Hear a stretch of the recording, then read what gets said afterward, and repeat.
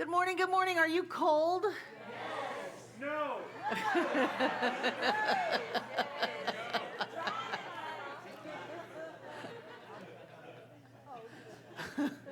Well, I'm going to leave you to your own creations. So this week, we have started our fall classes. And if you remember, it was about a month ago that we installed our last group of licensed practitioners into the center. And every Sunday, those newly licensed practitioners have been giving the spiritual mind treatment. Thank you, Kathy. That was beautiful. Yes. And so on Tuesday night, we had the very first night of our Practitioner 1 class. And we have me as the instructor, my first time ever teacher's assistant, and 13 students in Practitioner 1. And what that reminds me of is that practitioners practice giving spiritual mind treatment to people. Spiritual mind treatment is what we do. This is what we do in life.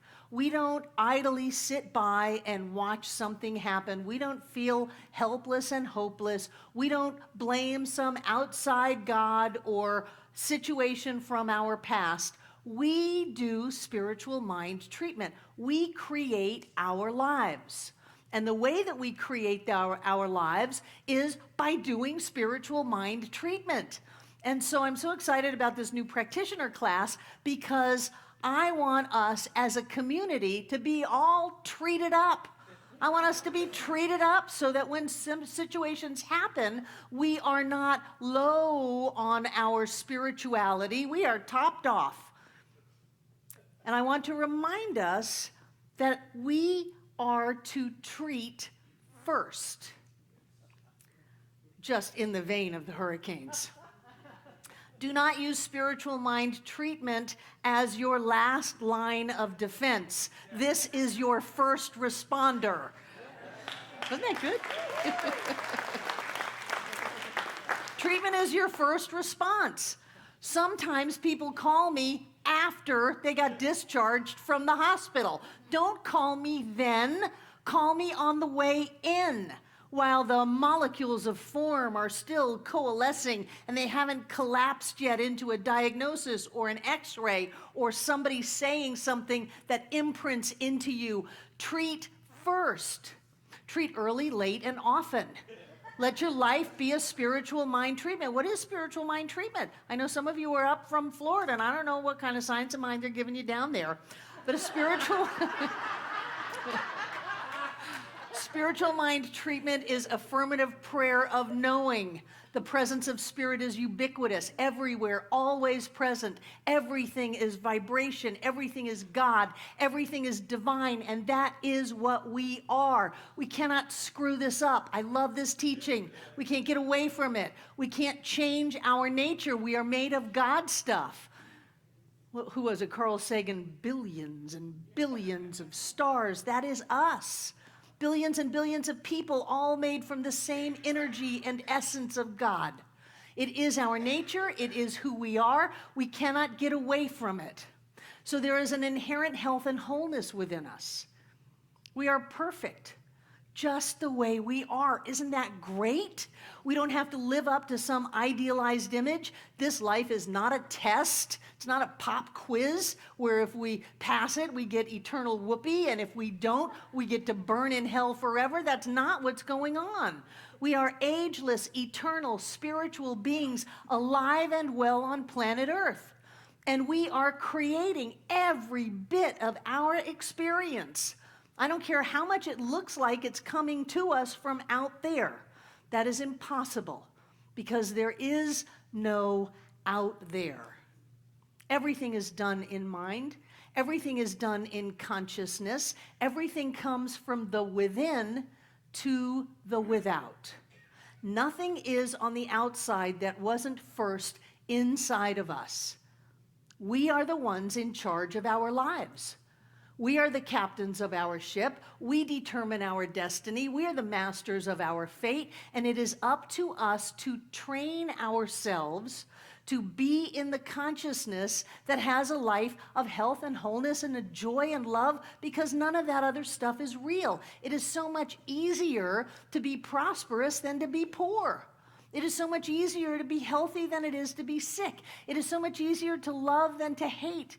It is so much easier to be in the groove of spirit manifesting in me, as me, is me now, than to fight it all and to feel helpless, hopeless, and small. None of that is real. It is all created inside of ourselves with smoke and mirrors, and we believe that it's so, and so it looks like that, but that's not who we are.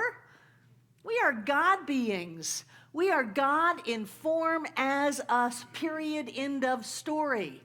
And our only job is to remember that and to live that.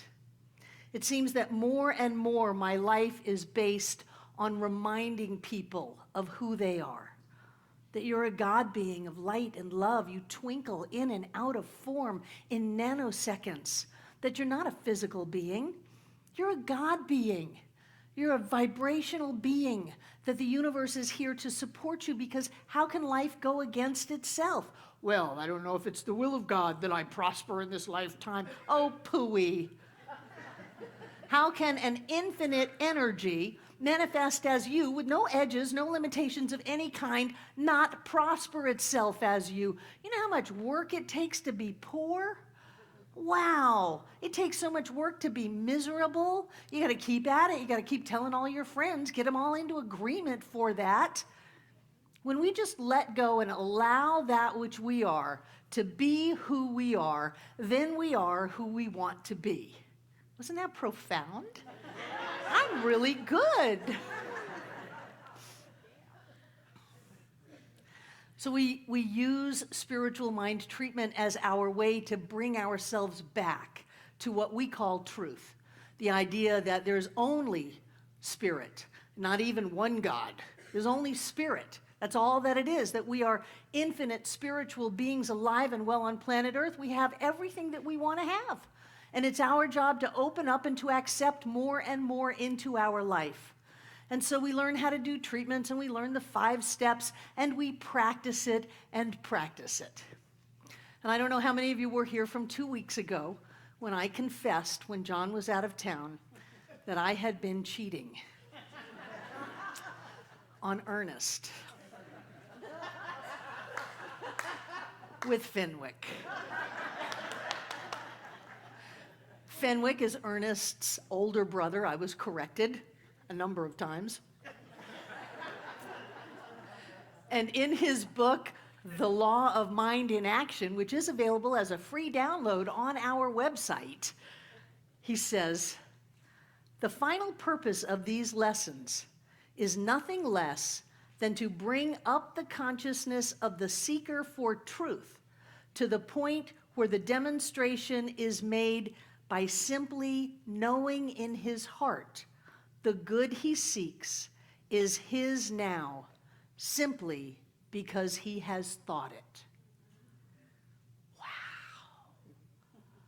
To be able to live in a universe that we are so in tune with. I don't even want to say that it so totally supports us, because the universe does so totally support us, but that we are so in tune with, that we have brought ourselves into alignment with this spiritual truth, that spirit being all, in all, is all, as me now.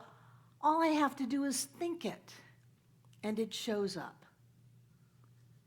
What kind of a life would you have if you didn't have to work at it?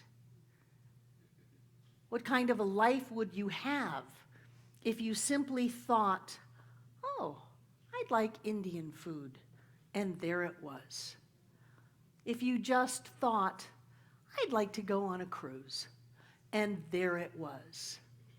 I'd like a new friend, I would like a lover, I would like a soulmate, whatever, and there it was. Such is the power of right thinking, that it answers every question, is the solution to every problem.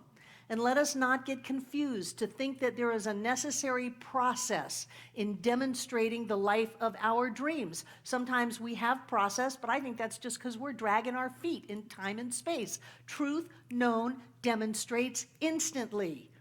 There is nothing to heal, only truth to be revealed. It is our job to remember that God is all there is. And so when I look at the reports on television, I see God. There's a giant God's eye. I remember that I used to do a lot of yoga and meditation, and we would have these mandalas, and one of them was called a God's eye. There's a giant God's eye out there. And God being powerful and movement, that's what it's doing. But rest assured that it is the eye of God, because that is all that there is. Thank you. And I find that a lot of times in my life as minister, I am reminding people. I'm reminding people that it doesn't matter what the doctor said. It doesn't matter what people think. It doesn't matter what you were ever told you could or could not achieve. There are no limits on you. If you're breathing, you can heal it. If you want it, you can have it. There is a power and a presence within each of us that will lift us and carry us beyond any circumstance. And our job is to bring ourselves into alignment with that. So treat first. Don't wait.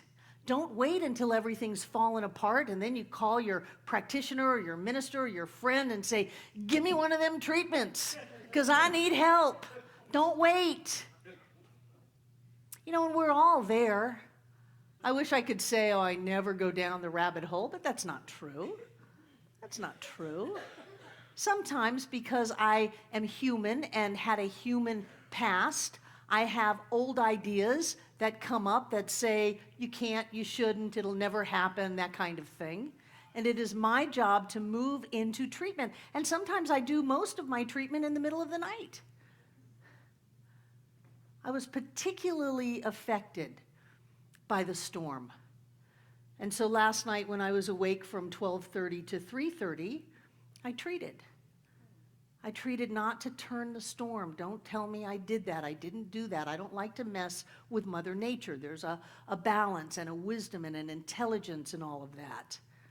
But I treated for safety, that every person in that path is divinely guided, that they have everything that they need to do whatever it is they choose to do, that they have the entire universe at their disposal, that we are amazing manifestors, and that we can experience something that someone might tell us is going to be overwhelming to our life, and we can come out smelling like a rose. Think about the storms that you've gone through. I am grateful for the storms in my life. Not that I want to wish that on anyone, but there is good and there is value in all of that. I'm reminded of Captain Dan on Forrest Gump, strapped up to the mast of the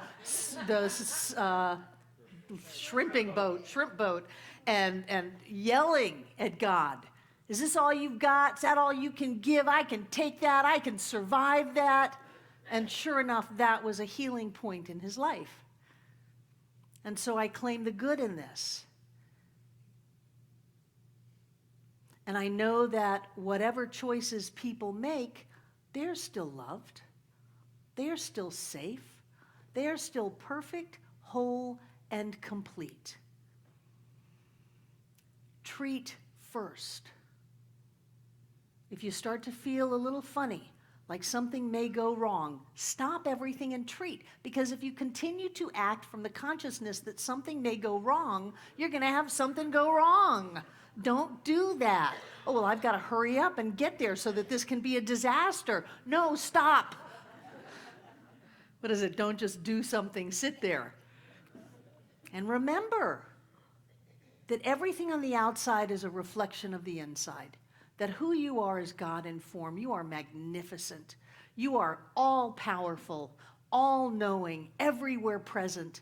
That which is inside of you is connected to everyone now in the past and in the future, that we can have our lives the way that we want them by going back into the awareness that we are connected, that we are loved, that we are a part of the whole, that we have that within us, that which can never be denied, can never be taken from us, that can cure anything, can change anything, can manifest anything.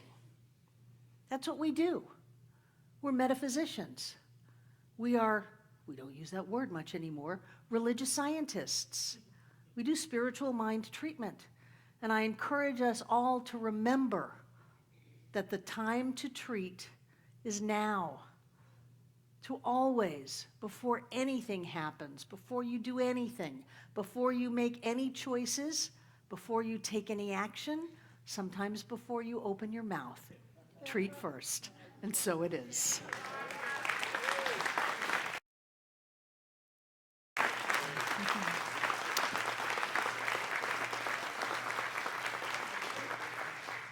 Thank you, Barbara. We're delighted that we have visitors today. So if you're here for the first time, could you raise your hand just so we can say hi? Welcome, welcome. Look at all these beautiful people right here. This is great. Thank you for finding your way. One of our ambassadors is coming to you, offering you a pen and a little slip of paper so that we can know who you are and let you know about things that are happening at our center. We're delighted to welcome you, and we have a gift for you out in our welcome center where our ambassadors will greet you after our celebration. Thank you so much for being with us. Look at all these folks. This is great. Florida, huh? All right, fantastic. There we go. Okay, so let's have our prosperity acceptors come forward, and if you would, take out what you're going to give today. As I collect up these envelopes and checks that have been awaiting to be put into the basket, we're going to do that here in a moment. And I want to invite those who are watching this video that you too can support this center. You can support the center by pushing that little button on your screen that says Donate Now, and being a part of our community. That makes it a richer experience for all of us. So our giving is a blessing. And I want to go within for just a moment and recognize that blessing, knowing that as we are in that dynamic flow of spirit, this giving is a sacred moment. It's a moment where we acknowledge the spiritual gifts of our lives, where we thank this center for its participation in our evolving in our spiritual path, to know that we are on that perfect path and that we are doing the good work, awakening to the presence of spirit within. And knowing that that is so, we're going to repeat our investment affirmation together aloud. I freely and joyously give from the abundance and fullness of my life, overflowing wealth, knowing my gift goes with love as it touches and blesses the world. And so it is.